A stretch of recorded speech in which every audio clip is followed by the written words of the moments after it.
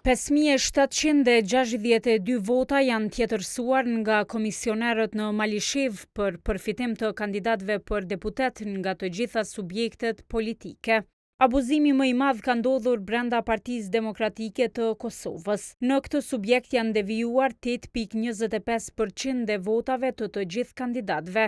Nga mbi 39.000 votat që i morën kandidatët e PDK-s në qendrën komunale në Malishev, 323 u përshkruan rrejshëm. Kandidati që përfitoi më së shumti nga ky manipulim brenda PDK-s është Gazmend Maliqaj, të cilit ju përshkruan 927 vota më tepër. Pas tij vjen kandidati tjetër Feta Paqarizi, të cilit ju dhan 728 vota pa i marrë fare. E i treti është Adnan Thaçi me 703 vota. Pas PDK-s, manipulime me votat e kandidatëve u bën edhe në AAK. Nga 4259 u vodhën 273 apo 6% e tyre.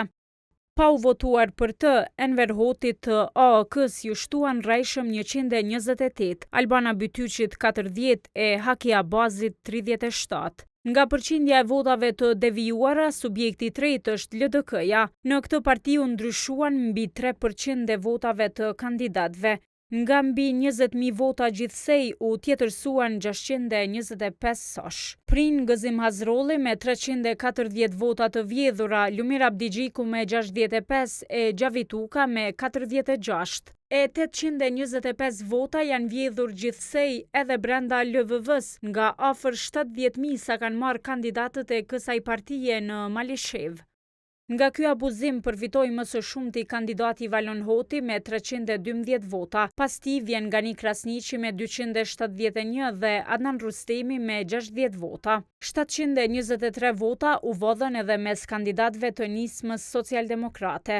Deri të enjtën KQZ-ja ka njoftuar se e përmbyllej rinumërimin në 9 komuna, duke i përfunduar rreth 45% të vendvotimeve.